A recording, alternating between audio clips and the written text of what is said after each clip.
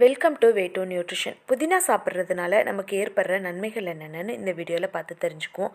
புதினா சைவ உணவு மற்றும் கொழுப்பு பொருட்களை எளிமையாக டைஜஸ்ட் பண்ணுறதுக்கு ஹெல்ப் பண்ணுது. ரத்தத்தை பியூரிஃபை பண்ணுறதுக்கும் கான்ஸ்டிபேஷனை சரி பண்ணுறதுக்கும் உடம்புல ஏற்படுற வலியெல்லாம் குறைக்கிறதுக்கும் இந்த புதினா ரொம்பவே ஹெல்ப் பண்ணும். அது மட்டும் இல்லாமல் புதினாவோட மிளகு சேர்த்து சாப்பிட்டுட்டு வரும்போது உடலில் உள்ள சளி மற்றும் இருமலை இது ஃபுல்லாக க்யூர் பண்ணி தரும்.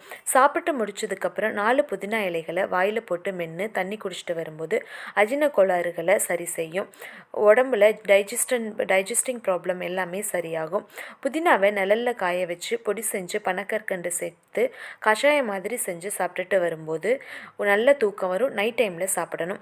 உடலில் நோய் எதிர்ப்பு சக்தியையும் இந்த கஷாயம் அதிகரிக்க செய்யும். காலை நேரத்தில் இந்த டீயை குடிச்சிட்டு வரும்போது அந்த நாள் ஃபுல்லாகவே ரொம்ப புத்துணர்ச்சியாகவும் சுறுசுறுப்பாகவும் இருக்கும். புதினா டீ குடிக்கும்போது ரொம்ப ரொம்ப நல்லாயிருக்கும். அந்த டே ஃபுல்லாகவே நல்லா ஆக்டிவாக. புதினா மூக்கடைப்பு, தொண்டை வலி மற்றும் நுரையீரல் சம்பந்தப்பட்ட பிரச்சனைகளை சரி செய்யுது. புதினாவில் உள்ள ஆன்டி இன்ஃப்ளமேட்டரி பண்புகள் இருக்கிறதுனால நாள்பட்ட சளியையும் வெளியேற்ற தன்மை இந்த புதினாக்கு இருக்குது. புதினா வயிற்றில் ஜீரண சக்தியை மேம்படுத்தும், என்சைம்களை தூண்டுது, மெட்டபாலிசத்தையும் அதிகரிக்க செய்யுது. உடல் எடை குறைக்க விரும்புகிறவங்க புதினா டீயை டெய்லியும் குடிச்சிட்டு வரலாம்.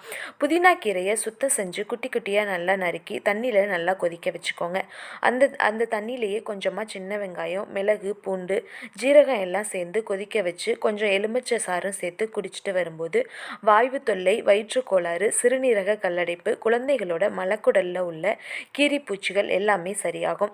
சாப்பிட்டதுக்கப்புறம் கொஞ்சோண்டு சூப்பு குடிச்சிட்டு வரும்போதும் நம்மளோட ஜீரண சக்தி அதிகரிக்கும்.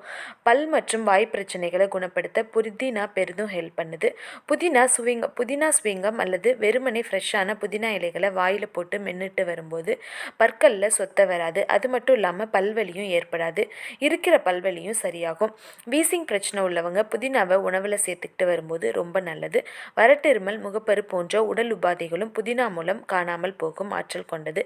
அப்படிப்பட்ட இந்த புதினாவை நம்ம டெய்லியும் சாப்பிட்டுட்டு வரும்போது நம்ம உடம்புல நல்ல நல்ல ஆரோக்கிய முன்னேற்றத்தை ஏற்படுத்த முடியும்.